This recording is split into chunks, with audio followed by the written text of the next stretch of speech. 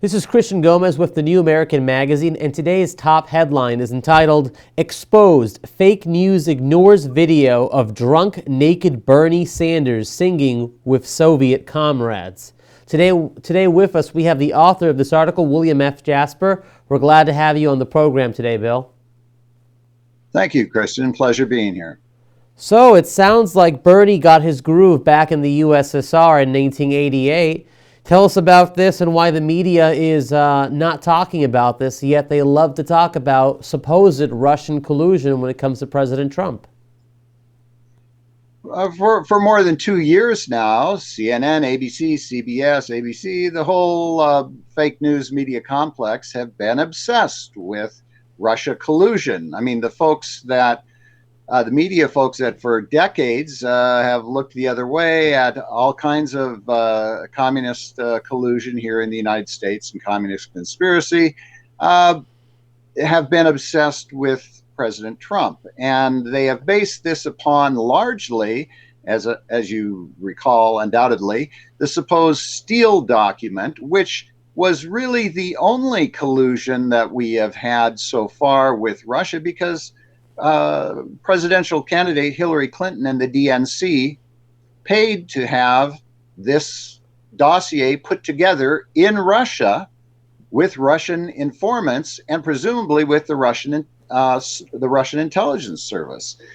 So one would think that perhaps they might be just a wee bit interested in a video which surfaced recently of another presidential candidate, currently still a presidential candidate, Bernie Sanders, senator from Vermont. And the video which surfaced apparently was put out or found and released by activists with Beto O'Rourke's presidential campaign, who see Bernie as a competitor.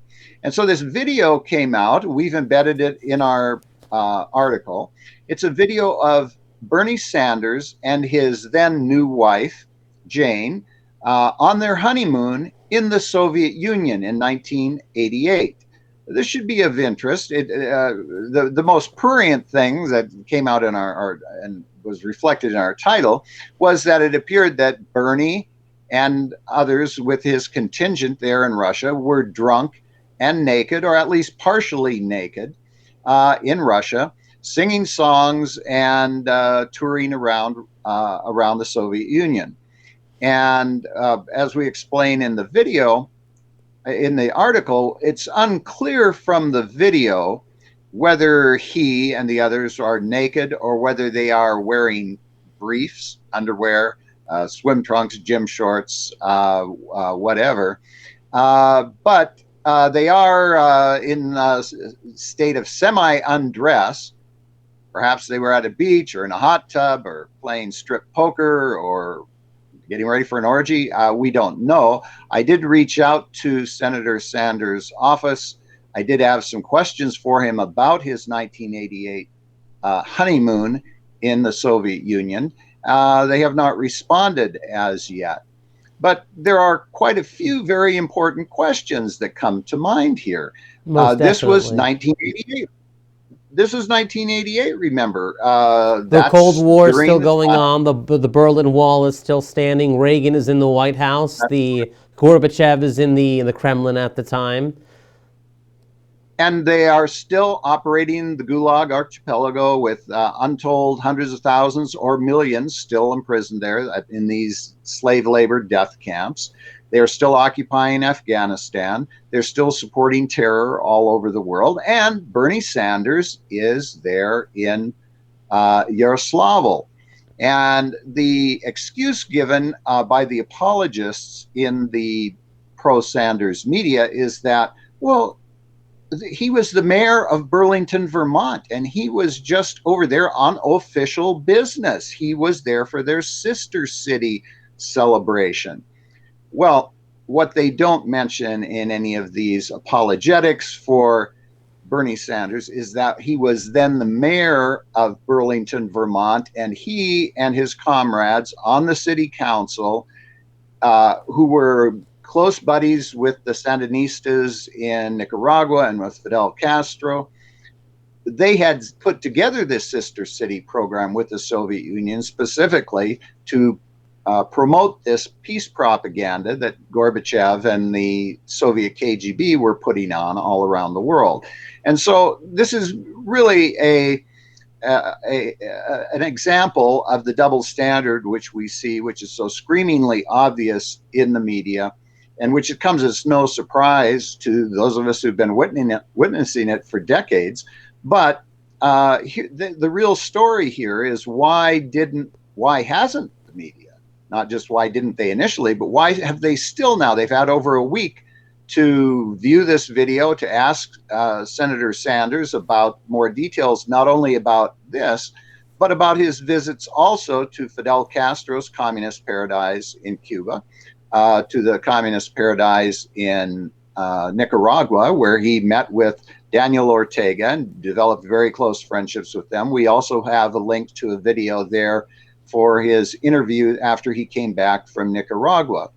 I was in Nicaragua after the Sandinistas were replaced, right at the time when they were replaced by Violeta Chamorro, and I saw a completely different side of Nicaragua than Bernie Sanders talks about. He speaks of it glowingly, about all the wonderful things that the Sandinistas accomplished. I saw the people who had been in the prisons there, the people who were slave labor, saw the poverty that the Sandinistas had inflicted on their nation. But Bernie Sanders has not been forced to account for any of these major discrepancies. So there's a lot here that isn't being said. Could you imagine if the media had uncovered a video of Donald Trump in a similar position in Russia with his shirt off, drinking vodka with Putin and other various Russian government officials? That would probably be all over the media. But this clip, we're seeing it seldomly sprinkled, barely not even covered at all in any of the major media coverage of the election. Absolutely. I mean, and not even... we know that would be the case if it were President Trump, but even if it were any other conservative Republican legislator or person of note, you know that it would be a huge issue. They'd be talking and screaming Russia collusion.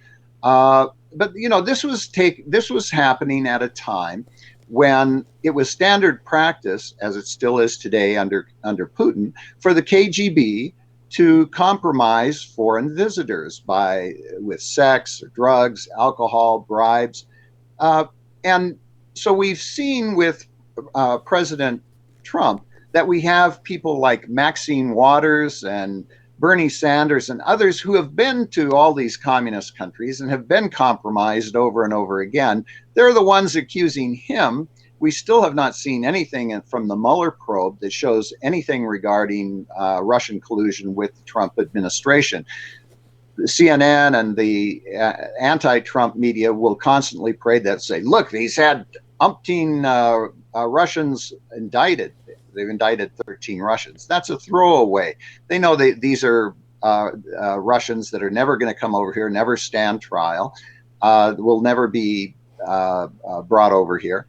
And all of the other indictments are for things unrelated.